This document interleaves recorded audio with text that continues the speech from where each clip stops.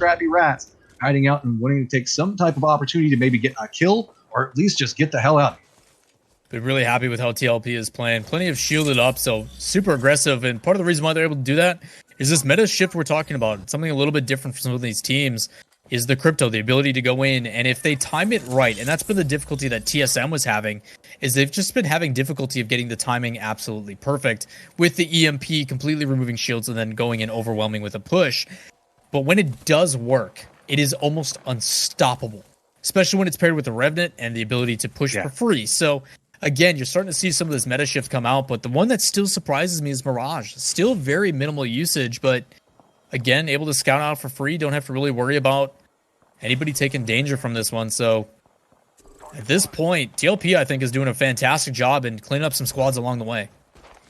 Yeah, especially in a predicament like this, where you know it's going to be hazardous to move forward. You have good vision on what's happening. Go ahead and try to get as much an idea on what you're going to be encountering on your approach as you can. Most of the other teams that are at water treatment just have to firmly defend right now, as they've just got so many teams in close proximity. That's allowing different fights to kind of break out in different quadrants of what is going to be the circle. Right now, you got a couple of just tap shots going back and forth at neighbors down to the south or towards the northwest. Everybody's kind of doing a similar thing, but over towards the north, where we've been seeing a lot of the aggression come into play, and really a lot of our teams from like Latin America come in. That's kind of the death point right now. We see some point a shift away from this point as these teams from the northwest are now having to make their way in. Gatekeeping abounds in these different points, and you can see Superior, going to go ahead and get themselves in good position onto this and really can inflict a lot of damage on these teams as they make approach. Yep, good poke, having the high ground right on the edge of the circle too, so they're not going to have to shift at all. And you can tell, based upon the decision-making with the Watson to put those down, those prisons and those gates, allows them to make sure that people don't counter-push them or counter-aggress while they're putting the shot on. But again, information is absolutely key, just knowing where some of these players are located. Some of the guys that are further into the circle have these shots going down so they know exactly where they need to kind of keep their eyes on, as teams are going to be forced to rotate in. As we jump on with Solifide, does spot a Gibraltar on the inside, and that crack of the house is going to take a different peek from the top side. May possibly jump in and see if they can get some aggression, but that bubble make it a little bit more difficult. Don't even need to bother throwing this one, as it's just going to bounce off, just waiting for it to kill. And as soon as it does, you see the immediate aggression. This could be the push. Eva 8 trying to pop, gets hit in the backside, it's going to drop down below. Can they find the player? And just nobody there. So again, putting the pressure in is no-brainers or new-brainers, but it's not going to be for nothing as they find themselves in here. Are they going to even bother peeking it? Thermite comes out, finds one, just trying to peek through the window and can't get the kill, but needs to apply the first aid. That player using the shield to block it, but delayed push. Just trying to fight something on these angles.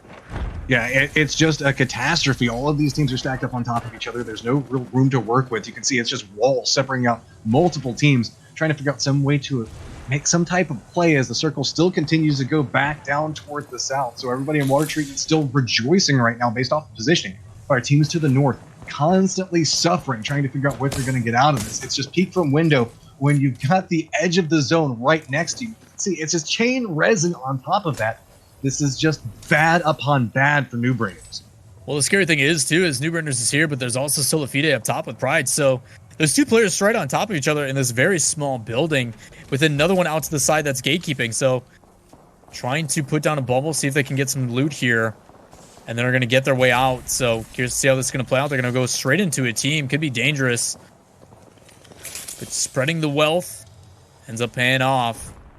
But again, still 17 squads remaining as another one gets dropped down. Shots coming out for Liquid in a really tough spot.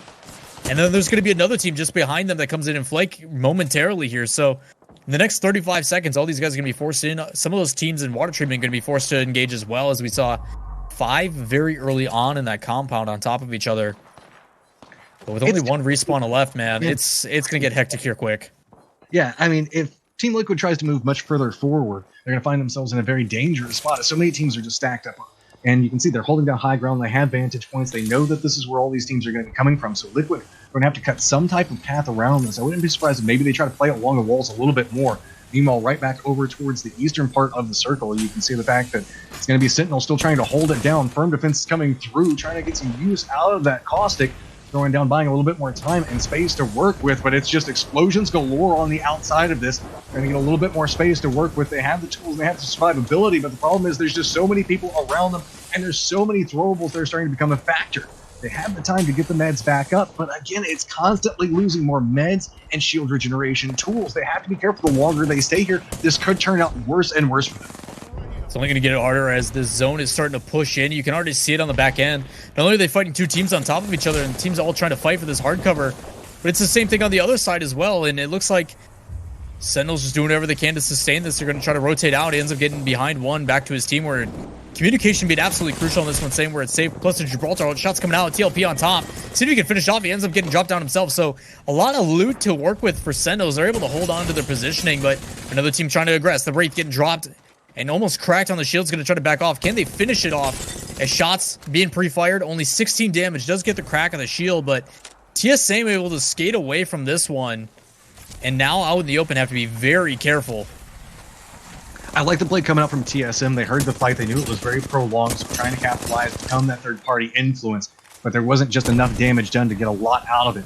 Now, on the other side of this, their position has been revealed, so they're having to just cling to the side of these buildings, get their meds back up. They know a couple people can take some shots back over towards them, so they're going to use the portal, reposition back over next to the crates, get on the outside of this, and maybe buy themselves a little bit more time, get a little bit more information on everything that goes through. Meanwhile, Sentinels find themselves in roughly the same predicament, making their way back over towards TSM. They have the high ground back over towards this, so they have to be very careful off of these peaks. They've got the angle, they've got the line. They're inflicting a little bit of damage, but they're not going to get the follow-up downs to work with just quite yet. No other teams really have the capability of harassing TSM, playing that low ground position, so they have some time and some positions to work with, but it looks like Sentinel's not going to pump the brakes just yet. They're trying to find a new angle to work with off the side if they need it. So still continuing to harass TSM off to the side, but it looks like a third party might be coming back over in their direction as well. Really good job by Sentinels here, trying to play that forward game. A lot of times, again, we talk about the tunnel vision. Immediately during the middle of that fight, yes, we're putting on TSM, we're applying pressure, but we also need to think ahead. What's this next circle going to shift to? What do we need to worry about in these guys up top? And they use that time to actually rotate with that portal for a free peek. Ability to just hop back out, so they know that there's people up top. There's two in the building, as Liquid is now the one on the brunt end of this. The Superior trying to push in as well. All these teams getting up close and personal. One drop down, Superior getting dropped again. Team Liquid able to hold on and using his team who's knocked in that shield to keep him protected. But they spot one up top. A lot of shots coming out for Energy, a team that's been removed so many times, finally finding themselves in the top 7. Shots coming out left and right, and it looks like all three of them are going to survive for now as teams try to heal up. They do spot a Wraith around the corner, absolutely shredded, but can they get the kill? It ends up landing on top of the rest of the team, and they're removed. That's Solivita Pride, who finally gets dropped down, the last player from him, who's in the top side of that base. But there's even more coming down, and Gibraltar ult, it is absolute chaos here in water treatment. There is no space to work with. There's still 6 teams alive. We got a couple of rats hiding off on different points, but you can see can't even step up to get any information. Aim Assist has the high ground, but don't have the angles to work with just quite yet. They're continuing to harass everybody that's still on the outside of water treatment proper. Taking a couple of damage, taking a couple of shots back down. They're not going to connect any damage, but they can see whenever you're clinging to the side of one of those treasure boxes, hoping that you can get something out of it, the supply box is not going to give you near enough cover to work with. Aim Assist finally says, okay, let's go for the reposition, steps back down, takes a little bit of damage, enough to force them back up around this, and it's just starting to become a portal dance back and forth. 6 teams still kind of harassing on every single movement that's coming through here. Aim Assist looks like they have the angle off the side, finally have control, throwing down the Gibraltar shield to give themselves a little bit more space, just doing a little bit of a peek out every single time they can, but it's going to be NRG approaching up next to them. Their shield lasts for just a little bit longer, but it looks like NRG doesn't want to go for the play back over towards the portal just yet. Want to get their meds back up, give them a little bit more time to get the positioning and get the information to work with. They know they need to make their way forward, but there's not a clean path to work with. There's still so many people hiding out behind every single one of these crates, every single one of these boxes. It's wide out in the open, and once that high ground goes away, it's going to be a bloodbath waiting to happen. Energy did a really good job of popping that bubble second, was able to actually to stay up top, but now a huge Gibraltar ult, as well as the caustic gas from Sentinels. Shining Muffins, a team that we haven't even seen involved in this, starting to get involved, using that Gibraltar bubble, seeing if they can bounce back and forth, but you see McCarthy get dropped. Protect for the last one up gets dropped as well. Only 2 squads remaining. Sentinels, one of the last ones. Where's the other player? Just trying to use that shield and see if they can find the last player. I have no idea where he is, as he's just bobbing and weaving. Might be down below, going to use that caustic trap and possibly get up his teammates. So buying some time here, taking a little bit of a breather. Looking at our last 2 teams, one actually behind them. Nowhere actually nearby and possibly could go for the revive, but it looks like they're just going to stay with the double shield. That's a lot of health to work with, and with that kind of dip there, has the ability to go down as shots coming out. He's going to need to peek, and just gets lasered. Looks like he wants to throw that caustic ultimate, and it doesn't matter. Sentinel's able to hold on and get the win here in game number 4. Sentinels were having to fight, scrap their way since the very beginning of this game. Walk away with a ton of kills in addition to getting around victory. And I'd be super pleased off of that one, but that water treatment, I want more of that. We're like, I know everything was nice and fine on the other map, but once we get condensed back down, all these teams are stacking on top of each other. I want the chaos. I want the mayhem. Please. When the last fight is me taking a deep breath and talking until I can't breathe anymore, and then switching with you and you do the same thing, that's when you know it's a good final circle. So a lot of aggression coming out, and we talked about it. It was a little bit more passive at the beginning. Very minimal teams got down. The first team to actually get dropped was 303 when Fury was rotating in on the back end. And then from there, it was just one after another. And as soon as these guys got close to each other, it was non-stop chaos. TLP was on a big aggressive charge.